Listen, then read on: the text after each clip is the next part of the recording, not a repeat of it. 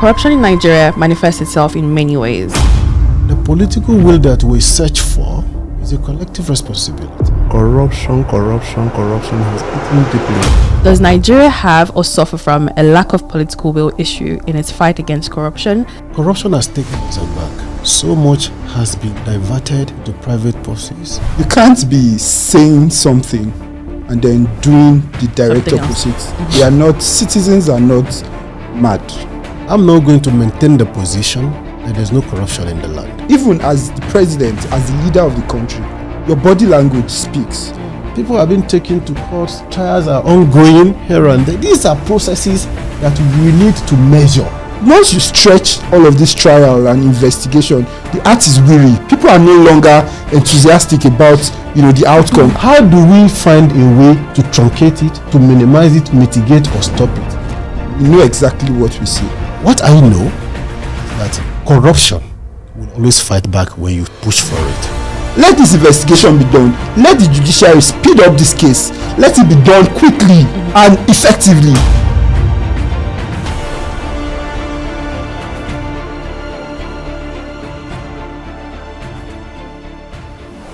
Corruption in Nigeria manifests itself in many ways.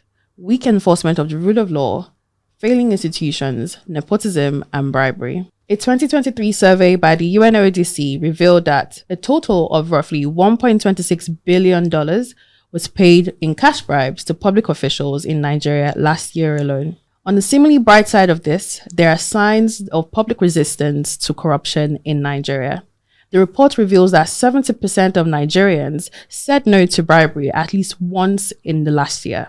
This shift in public attitude presents an opportunity for political leaders to strengthen their will to curb and combat corruption in Nigeria. Welcome to Beyond Political Lines, a show by Monday 4 where we hold constructive conversations across partisan socioeconomic divide lines, where we give practical solutions and citizen engagement. Today, we're going to be diving into one of the critical issues affecting our fight against corruption in Nigeria, which is political will. In simple terms, political will represents the commitment of political leaders and citizens, as well as other key stakeholders in the democratic process. To examine this issue today, we'll be joined by representatives across party lines. We have Mr. Adeshola Yakub from the All Progressive Congress, Mr. Akinfolarin Akintayo from the People's Democratic Party, and Mr. Kingsley Chibuna from the Labour Party. So we'll be starting today's episode with a fundamental question. Does Nigeria have or suffer from a lack of political will issue in its fight against corruption? And if so, what are the key obstacles obstructing us from actually building our political will to be able to ensure an effective fight against corruption? I'll be going to you, Mr. Akintayo, to start off in the conversation. All right. Thank you, Owanan. So the question is, does Nigeria struggle with political will? Yeah, I think yes, Nigeria struggles with political will. And you see that despite the efforts that have been made in the past, the establishment of the Economic and Financial Crimes Commission and many other initiatives that have been made, still we still find out that the political will is weak, and that is because of political interference. You just see that most times that the powers that be, so to speak, they try to deprive the EFCC and some other government parastatals the autonomy that they deserve, the independence, so to speak. You see that political powers also, after they win election, they return and compensate their political allies with positions and reward them with positions, reward them with contracts and funds. And so, that, so to speak, gives lack of transparency and accountability. It's also, they can't hold them accountable because they don't want to offend them so that they can get a re-election. That's also good. Then another thing I feel has weakened the political will is the judiciary. It's really sad to see that judiciary, which ought to be the last hope of the common man and, that should be independent, is being influenced by the executive and some other powers that be. So you see that most times that there's bribery cases, people going to, bribe the judges to influence, decisions. And this has hampered the administration of justice. Okay, thank you very much for that. So if I'm to understand that correctly, you've agreed that we have a lack of political will issue. Absolutely. And your major or the major obstacle that you see as a reason for this is the pressure from the executive arm of government Yes, correct. on these institutions that are supposed to be independent on their own. Oh, thank you for that. And what do you think, Mr. Adeshola Yakub? Do you agree with our speaker that we are experiencing a lack of political will issue? And what do you think is the main obstacle, to us building it? Okay, thank you, Owana. See, democracy is a journey and it's a process. It is arranged in such a way that the power belongs to the people. Starting our journey and taking it back, you could see a lot of military intervention in our journey. And when you have the culture of the military in a process, the concept of questioning, the concept of asking is checkmated, is discouraged, in fact, it is punished. So what is obtainable in the military system is take an order, get it implemented almost immediately. Mm-hmm. That has had a huge effect on our processes and the democratic setup. That said, I said it's a journey because we step up the process and we improve. The statistics you provided at the beginning of the conversation is the stark reality of where we are. However, the political will that we search for is a collective responsibility. The leadership has a big role to play though. Mm-hmm. But it is a national effort. It is a vacuum that we all have to struggle to fill. Mm-hmm. Now, corruption has taken us aback. So much has been diverted into private purses, and also contract sums have been inflated, jobs lost, infrastructures unfinished, and all sorts.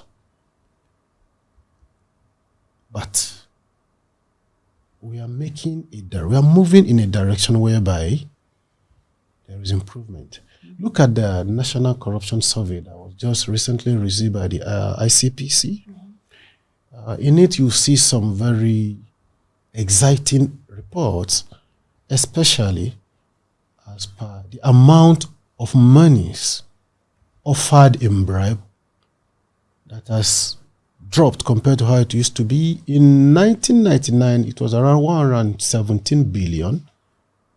In 2019, I mean to say.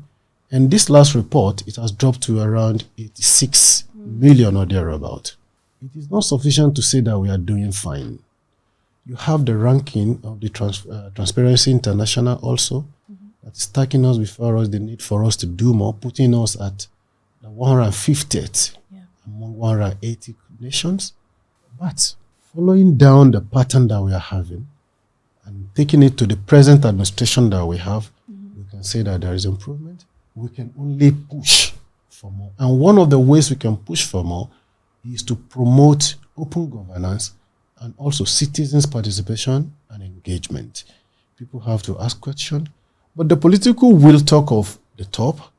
We could see how the president of the nation handled the issue of the misappropriation, allegedly, that took place at the Ministry of Humanitarian Affairs a few months ago. Mm-hmm.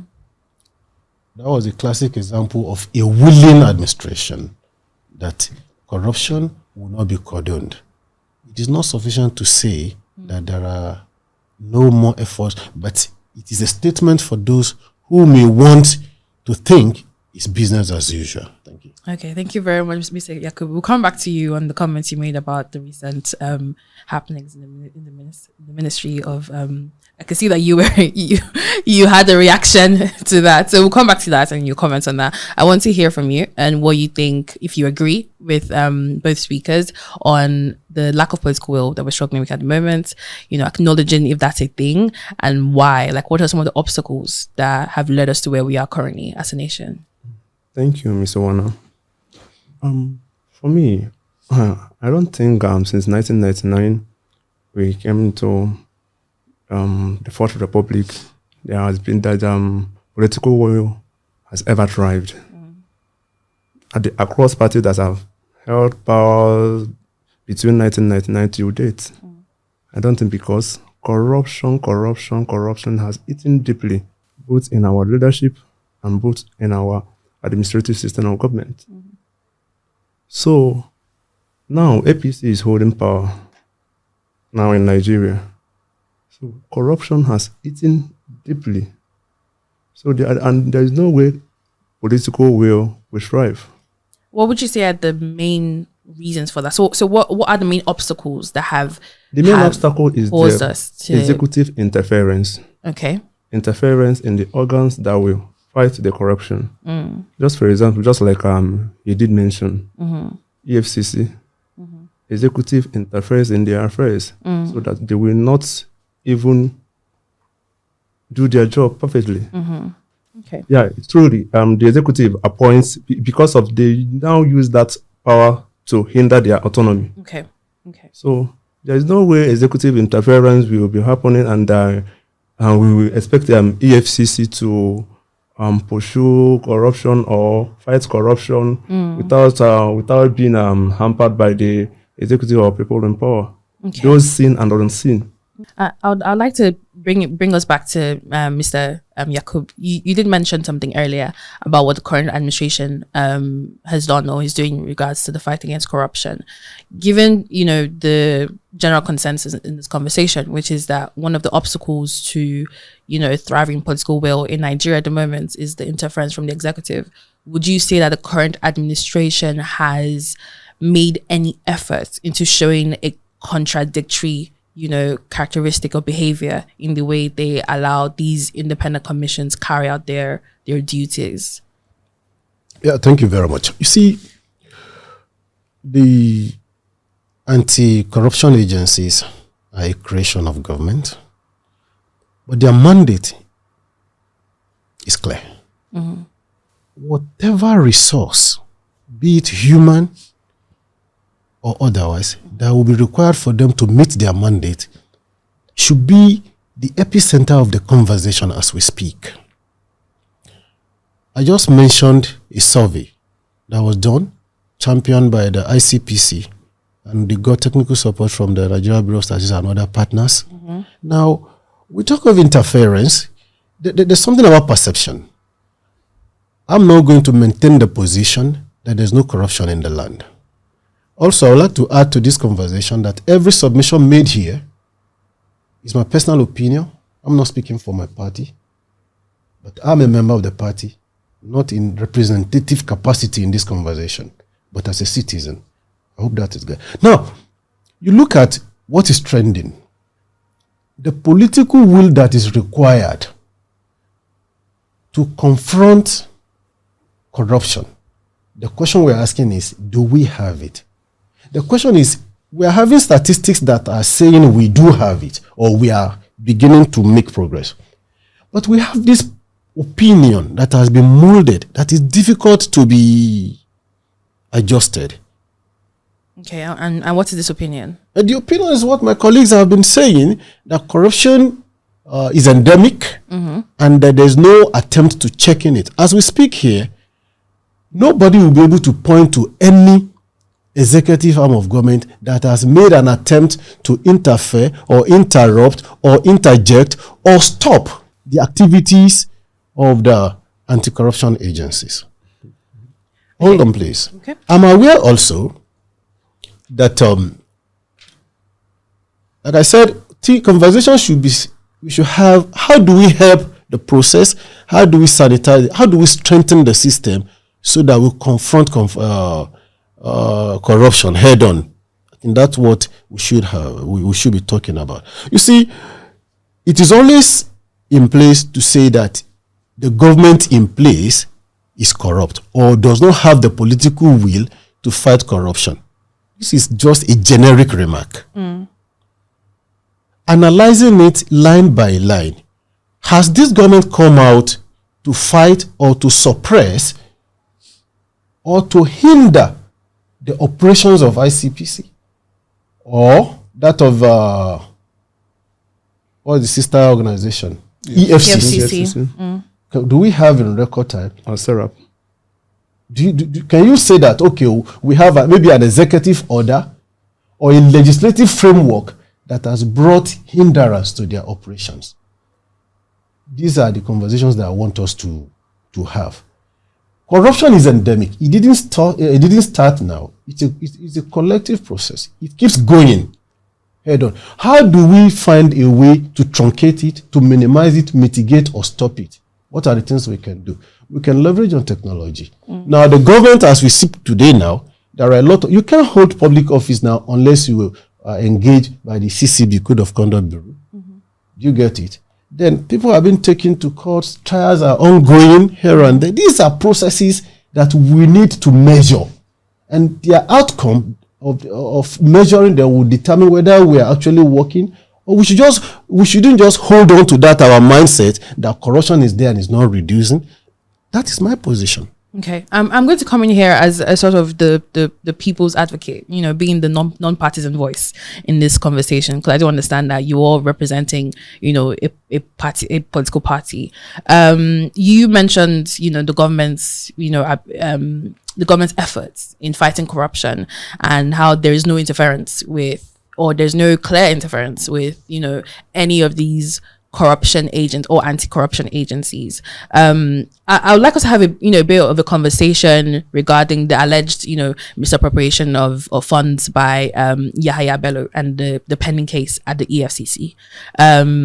We've seen different conversations. The EFCC spokesperson has come out on different occasions, have conversations and answer questions about what's happening in the case, and most of the time, what we see in those conversations is the EFCC, taking the chicken's way out, for lack of a better word. Questions are asked. What is actually being done by the EFCC to bring Yahaya Bello to justice, right? We've seen cases in the past of governors that the EFCC slammed and harassed. I mean, they literally broke into Rochas's house, right? And now all of a sudden they're claiming they can't find he's not anywhere. He's not anywhere to be found. They've put him on the wanted list and they are waiting for him to come to them. According to what they've told us, they've put him on the wanted list. No, they said that they tried. They've tried different ways of summoning him to court. They've tried to get him to come and have an interaction with them, and all sorts of mannerisms that they've put towards us. However, from the people's and from the citizens' perspective, this doesn't really show accountability nor transparency in their efforts to actually bring to justice someone that has been allegedly or has allegedly misappropriated that amount of money. So we're talking about 80 billion naira, or if I'm not mistaken. So if you're saying that, or choosing to hold on to the notion that there is no sort of political interference, how do you explain to the people, the average citizen that looks at this issue and is like, there has to be some form of political play here? If not, why else would you say that you've placed this man on the wanted list and that's all you can do until you find him? Meanwhile, when we saw you investigate former governors, you took more proactive steps into actually going to find these people, and now all you're telling us that you've done is place him on the wanted list, and that's the most or the highest form of investigation that you can do in this case. What really are your I get you. are your thoughts on that? Well. You see, I said something at the beginning of the conversation that we should struggle very hard to be scientific in our conversation. We shouldn't be rigid on our positions. Okay. There's a mindset which is difficult to shift from, and there's the reality. The anti-corruption agencies, on behalf of the government, have records of trying and prosecuting alleged offenders, and in some cases they even got judgment against them. We have samples in this same country. Now, the example of the former governor Yahaya Bello that you gave it's a melodrama. It's an unfortunate reality that the system has not been able to pin him to a corner. But remember, you stand in to speak for the people as a neutral voice. Do you also agree to take the blame of the people on this conversation also? We have a segment of the people also who came carrying placard that the former governor is being persecuted. How do we reconcile this? Now, what I know is that corruption will always fight back when you push for it. It is not the responsibility of the president of the nation to go out and catch maybe a thief or an alleged someone who has been alleged to have misappropriated funds. His is to strengthen the institution. And when I mean he, maybe himself, the presidency, the leadership. Do you get it?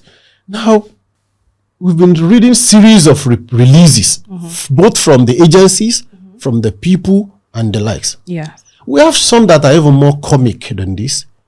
Okay, we had the riot a few days ago, and there's a report that came from Kano about a file missing due to a riot. This shouldn't be in our society. Yeah. Yeah. Because you cannot tell me that this file is the only one I have. I can't have a reproduction of it in multiple storages or whatever. Do you get it? The kind of energy that we need will come from all of us. Okay, the sitting governor today was also in this game that we are talking about. That he played a role, maybe shielding the person they were looking for at that material time. And a lot of drama we saw in the public space. Very ugly. Power is such that if you want your country to progress, you must align with that which is good. So are you saying that there is no substance to the perception of the people that seeing an anti-corruption agency that has in the past taken drastic measures such as breaking into... No. That's not my position. No. It's a question because this is the perception of the people. So are you saying that their perception that the agency's inability to bring this particular ex-governor to justice as a result of alleged, political interference doesn't hold any substance? No. Is that what That's not my position. Okay. My position rather is that, see, the former governor of Kogi State will be made to answer his questions. Do you get it? He will face the law. If the court finds him wanting, he will be served justice. Okay. So I'll just thank you very much. I'll go over to Mr. Folarin. It seems you have a bit to say about this topic. So please share your insights before we move on to obviously what the current political structures are in the country and how we can move forward from this. Thank you so much. Yes. You know what? One difficult thing is an extreme sport trying to defend the ruling party.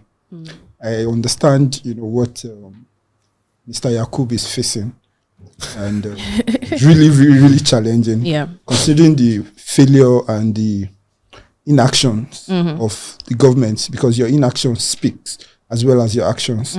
So you can't be saying something and then doing the direct something opposite. Citizens are not mad.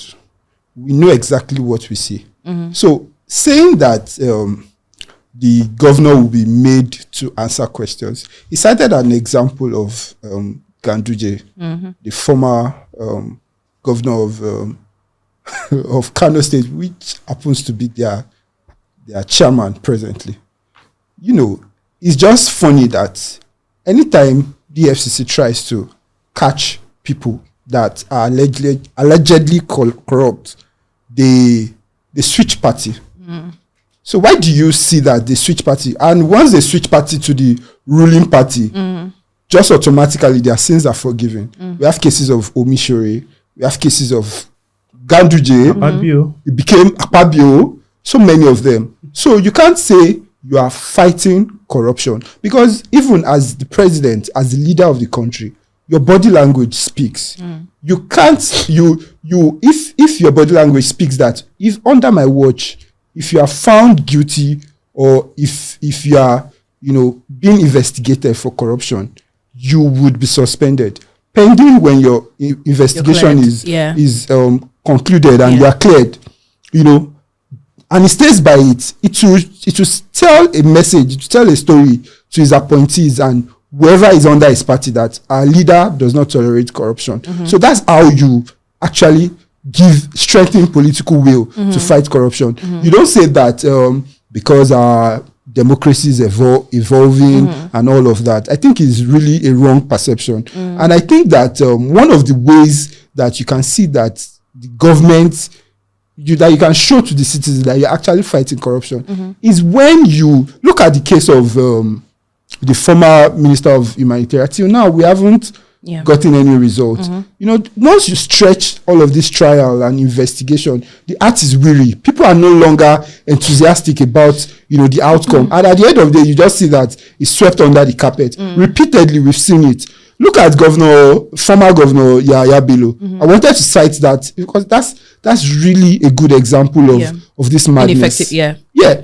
You see that he was under investigation, and all of a sudden, is the new governor came to his residence and carted him away to Kogi State, and then he went to the court in Kogi and he said that the case should be brought to Kogi so he can influence it. I mean, if the president in that way should actually strengthen the EFCC. And how do you strengthen the EFCC? Give them equipment, empower them with technology. Let this investigation be done. Let the judiciary speed up this case. Let it be done quickly and effectively. So you see that once you throw these people to jail, you find them guilty, you throw them to jail, it sends a signal to the rest of people that are yet to commit the crime. So that's how you strengthen the political will. Not saying that it's evolving, so we should give it time and then we should not have a set mindset. So thank you. Thank you very much for that. I think this eases us up into the next question, which focuses on how does the current political structure in Nigeria affect the implementation of anti-corruption initiatives? Taking into consideration stuff like we just seen, the end bad governance protest in Nigeria. One of the demands was the implementation of the Justice Uwais reports and the Orosayan report as well. What would you say are some of the things that this administration needs to do to ensure that those reports are implemented? And how would you say the political structure in Nigeria has affected the implementation of these initiatives in the past? I'll throw this to you, Mr. Kingsley. Yes. Okay. I thought you're directing the question to you. Okay. Now, just like you said, the Orosayan's report and the Justice Uwais report. If the government in power now that tries to be truthful to themselves, they should adopt those reports and again now carve out some policies that will benefit the citizens and be intentional with it. When I say intentional, they should be intentional and very serious about it. Not all these policies that President Tinubu, upon assuming power, he said this and said that, but on the back door, he does otherwise. Like removal of fuel subsidy, he mentioned upon assuming the first day and all that. And again, after some months and couple of weeks, and we heard that even the subsidy is still there, that nothing was removed after all. So upon adoption of that Orosayan's report and the other report and all that, the Tinubu's government and its handlers should come out with a policy that will better the lives of the citizens and be intentional with it and know where that is the cries of the citizen. You can see the end bad governance protest that happened a few weeks ago. You see, there are a lot of demands there. Cut the cost of governance.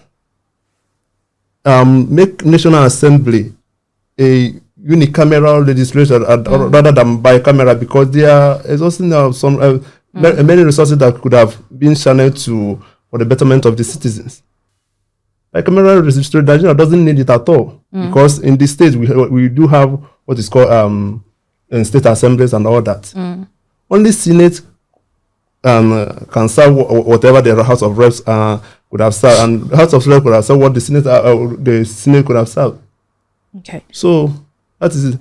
Upon adoption of the Oraseni's report and the other reports, they should marshal out some policies that will better the lives of the citizen. I'm intentional about it while on implementing it. So these reports have been in existence since like over a decade now, right? Yes. They're not just coming into play. I mean, these reports were had been in place back as far back as 2011, and 2007. Because all the so it's the question is what has prevented, and I'm throwing this to the floor really. Okay. Why have we seen?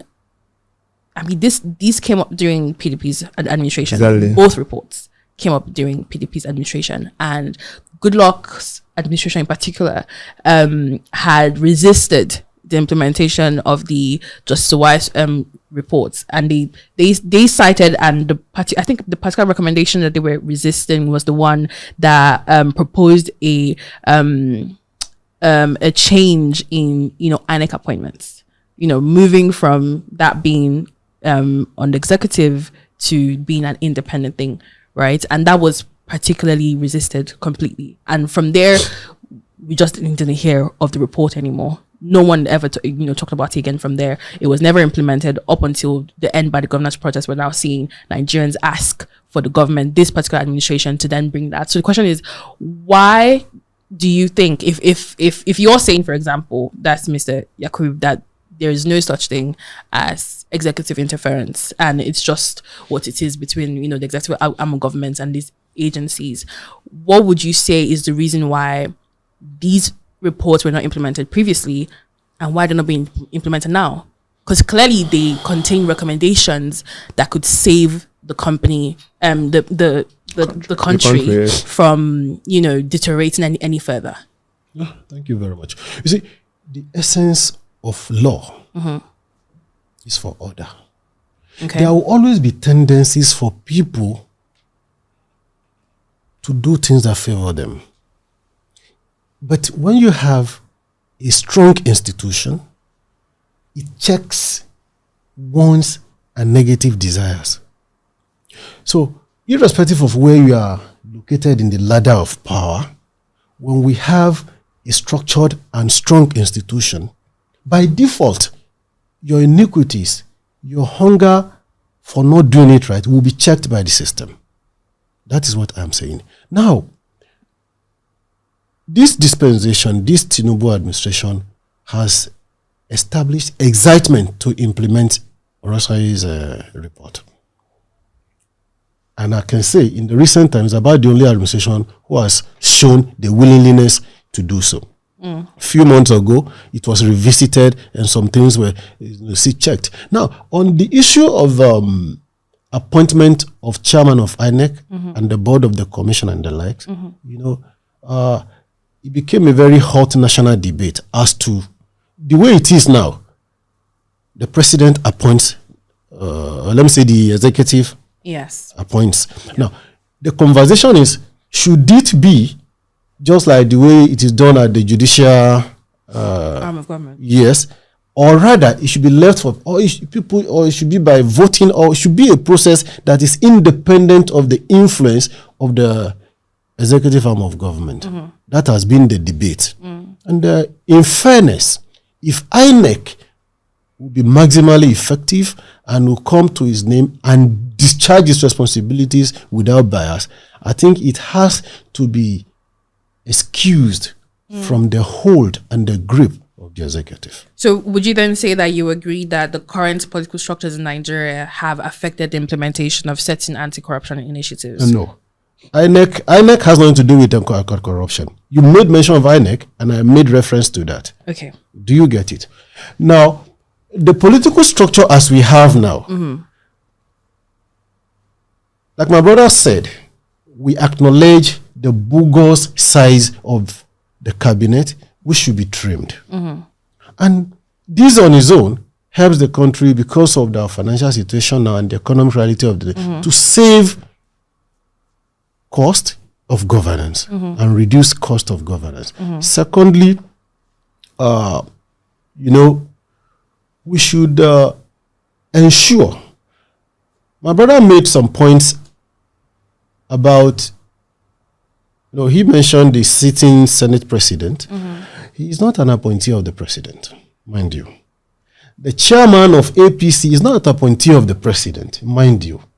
The only person who was the appointee of the president, and the president has asserted his power to show where he lies in terms of corruption, is a minister under his cabinet. And when this issue came up, the president has exercised his power and he has communicated to the nation his body language about corruption. The Senate president is there and he got to his position by voting on whatever transpired in the legislature, and the president does not have the power. It was recommended to be Senate president by the president. No, no, please. How can you say he was recommended? No. The president is not a member of the legislature. The party gave out the party has a role to. The party must manage the party leader. Is the president no, please get something right. Let's have a conversation that is how do I put it? That is fair. We should not be overloaded by emotions. Let's stay with facts. The president is the head of the executive arm of the government. What transpired, the process that raised and brought up the leadership of the Senate, is exclusive business of the Senate. And that was how Senator Akpabio had little or no interference with the president. The president had no interference. You said completely 100%. Formally, officially. You see, there are political intrigues. Politics will always play. But you come out to say the president recommended him. Recommended him to who? Do you get it? Are you now saying that you're oblivious that the president, who is the national leader of the party in Nigeria, who is the national leader of does not know anything about the emergence of the Senate president? He's a party man. And even the party leader. No. Get one thing right. When you are politicking at the partisan space. When you are doing governance, you do government. Do you get it? I don't think it would be nice for us in this conversation, on this platform, to say that the president recommended the Senate president. Okay, so let's go back to the question for a moment. The question is, do we believe or do we think that the current political structures in Nigeria affect the implementation of certain anti-corruption initiatives? And I made reference to, certain efforts like the Orosari reports and Justice Aware's reports. And these reports were, introduced back in 2007 and 2011 alike, if I'm not, mistaken. And with the Aware's reports, what we got to understand at the time was that there was a particular resistance by the administration of the proposal for them to relinquish the presidential control over INEC appointments. Now, going back to the question, is that we want to establish whether or not the political structures we have in place are affecting the implementation. Of course. Because if they were not affecting the implementation, then there was no reason why there should have been that pushback. Because clearly those reports were collated and, produced with recommendations to help the economy, to help the country to grow and to develop. I don't know if you understand where I'm coming with this. So is it fair to say that I make a judgment to say no, the executive arm of government or the political structures are not really affecting these things when we're sitting on a report that is 10 years old and nothing has been done about it? So I just want Please, before you do that, my response to this, how do we add it to this our position, and then let's move forward. President Jonathan appointed the chairman of INEC. President Jonathan lost an election. So, continue. Okay, thank you very much. I just want to react to the question. Okay. So, looking at government, or policy formation, let's leave government. Looking at policy formation, to form and implement a policy, it takes time. Mm-hmm. They have to look under every rock, see that there's no ambiguity, there's no, adverse effects, look at the pros, look at the cons, look at a lot of factors. So this alone takes a lot of time. It's not we've seen in the past where they rushly or hastily implement policies, and at the end of the day, the intentions are wrongly communicated. Yeah. So all of these Orosoya's report, the justice raised the report, all of those things, it takes time. They don't.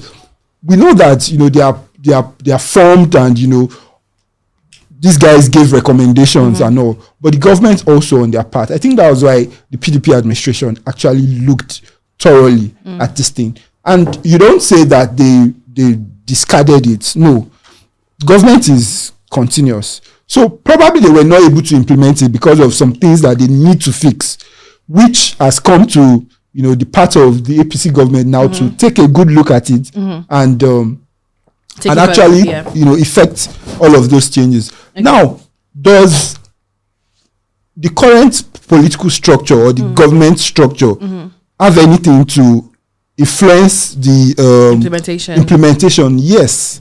The structure that we run now is presidential, in the sense that the president is the power, all of the influences come from him. You understand? So he can choose to look at the EFCC and look at, I don't like this chairman. And that's why you see that when the president comes, he changed government, he changed the EFCC chairman. And I can count how many, if not 4 or 5, that have been changed, replaced, a new government comes, is replaced. So because of the power that has been given to the president to appoint and fire, even if he's still subject to the legislator, to the National Assembly, to actually, give report and also give their own view of either firing or appointing. But the power is too concentrated at the president level. So that's one. Secondly, what's the kind of government we run is federalism. The federal and the state. Even if the federal wants to fight corruption, the state might think, look at the case of Kogi State governor. We might say, even though they are both in the same political party anyways, APC, but we can say that the president, I'm not sure, but the president wants to fight corruption.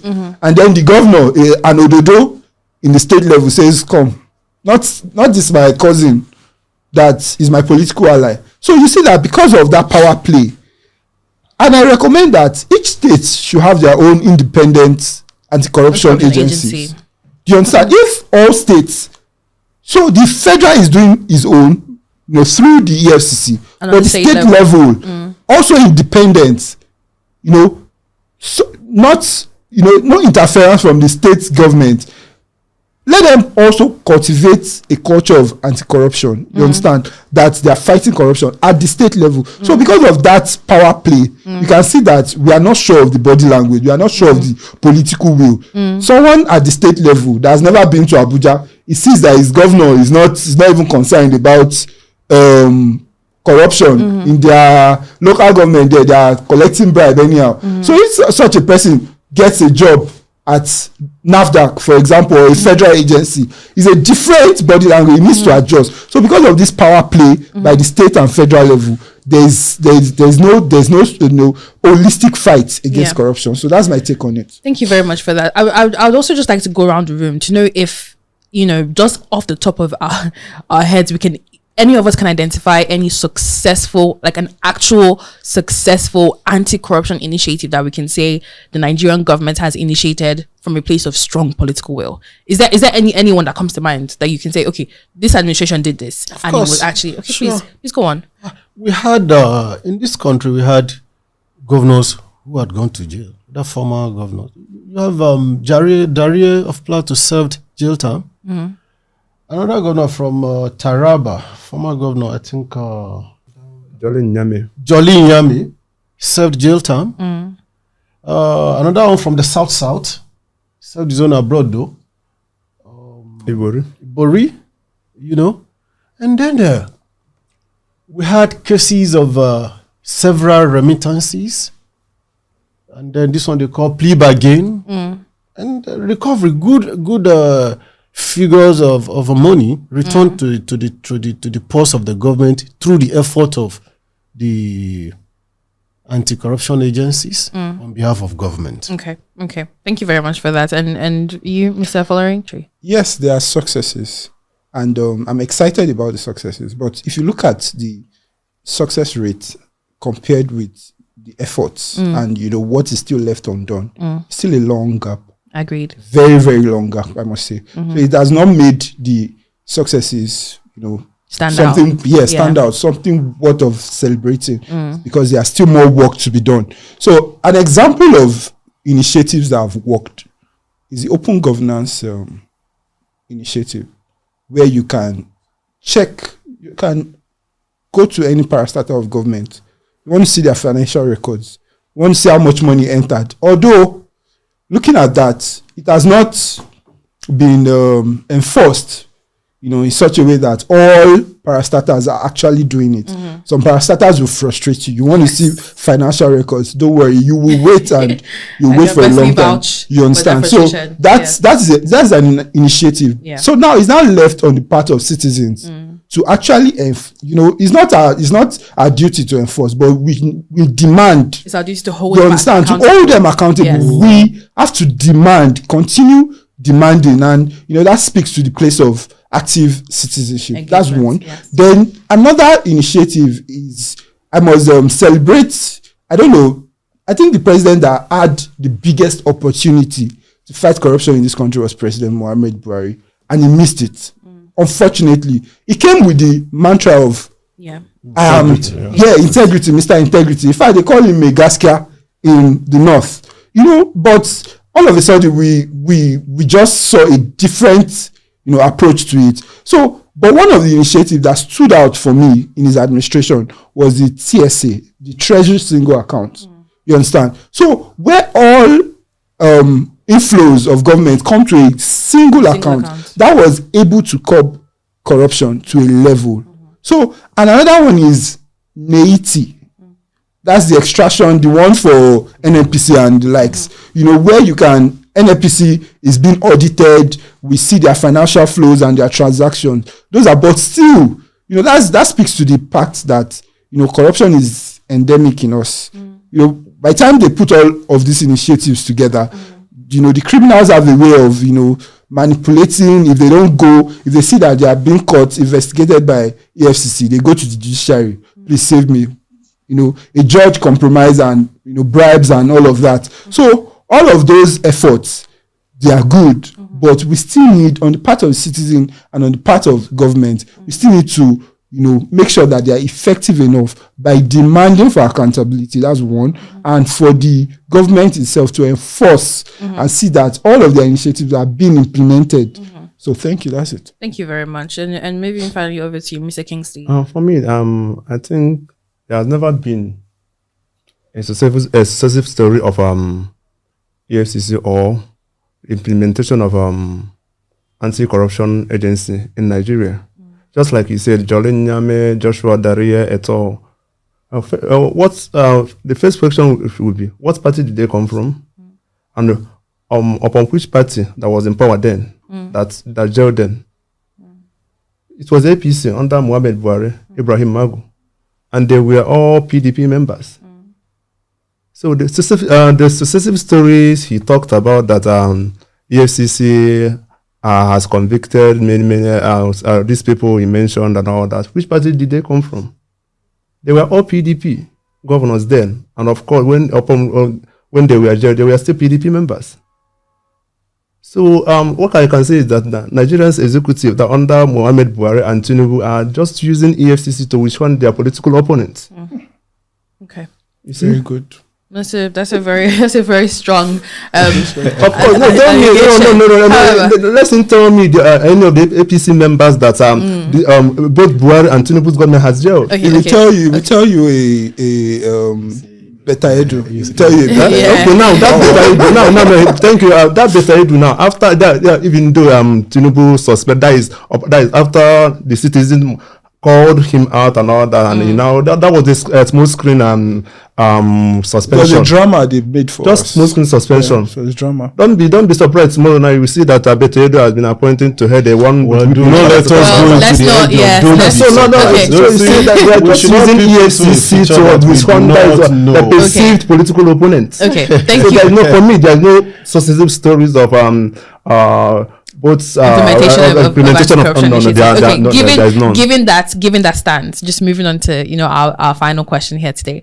What would you say are some of the measures that the government and the people can put in place to actually strengthen the political will that we need as a country to actually curb corruption in the country? Mr. Following did mention the role of the people in actually holding these people accountable and constantly demanding, for implementation of some of these initiatives, which is a very, very essential part of any initiative at all, in a democratic country, is that the people have a role to play. So what other measures would you say need to be put in place, either by the government or the people, to ensure that, we build and strengthen the strong will that we need to actually fight corruption in the country?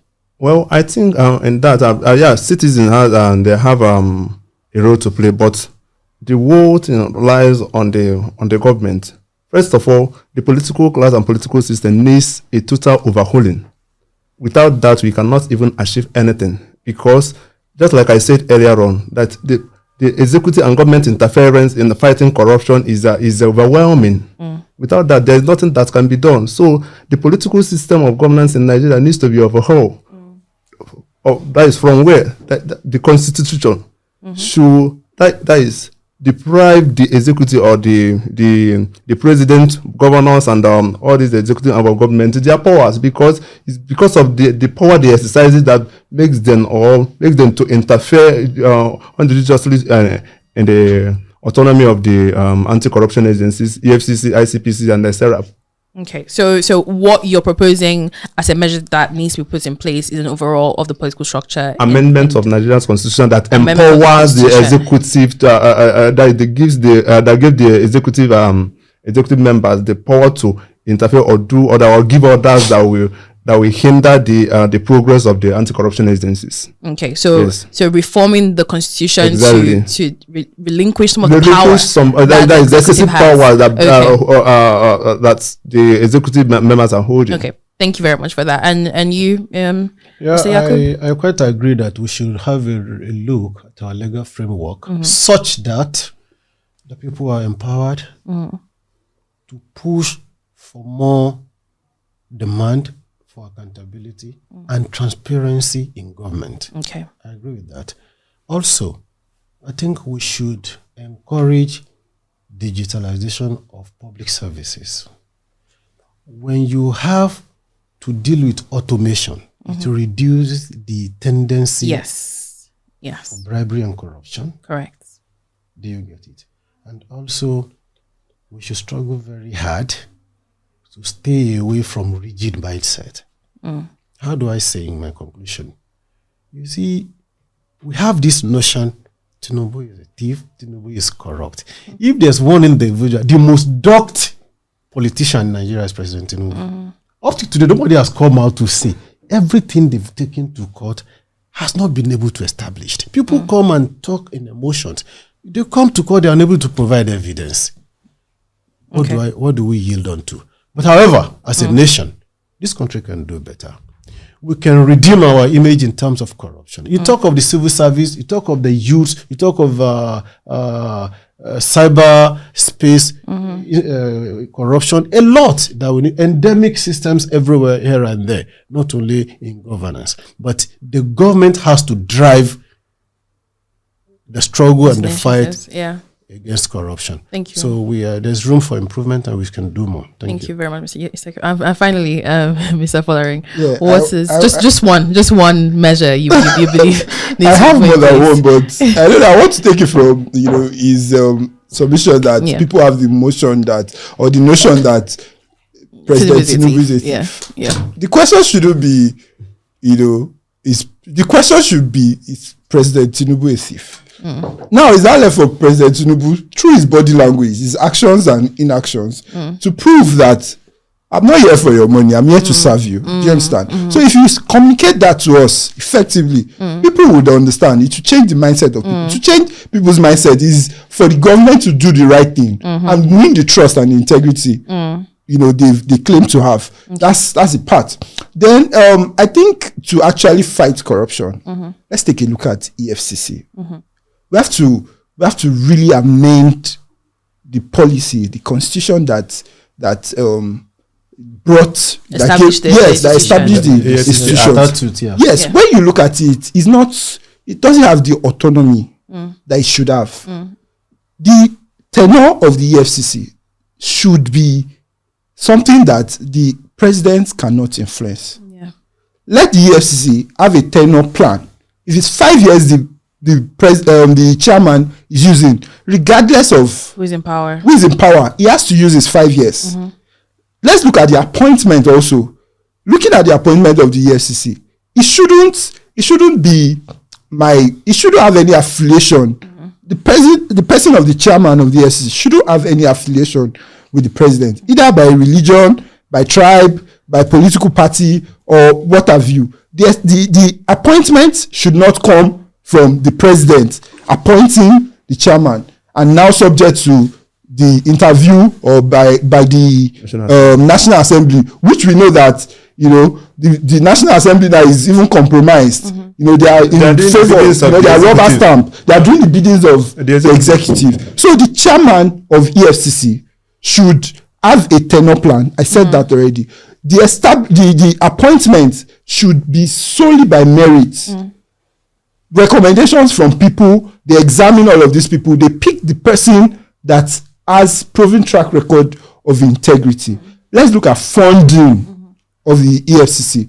I know they are under the statutory transfer of the budget, but I think that a certain percentage of the budget should be allocated to the EFCC without, whether the president likes it or the executive does not like it or the legislators do not like it. If it's 5% of the budget that is for the EFCC, let it be 5% of whatever the sum of the budget is. 5% goes to the EFCC. In that way, the chairman of the EFCC is not afraid that if I don't do the bidding of the executive, I won't get funding. You understand?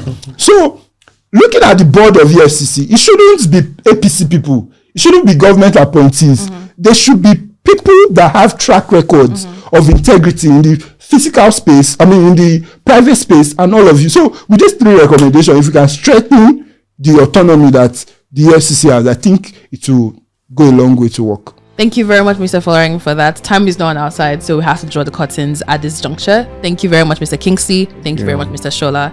So we've heard from our guests, and regardless of the political party that you belong to, we can all agree that political will is essential in Nigeria's fight against corruption. This has been Beyond Political Lines. My name is Juana Johnson, and I will see you next time.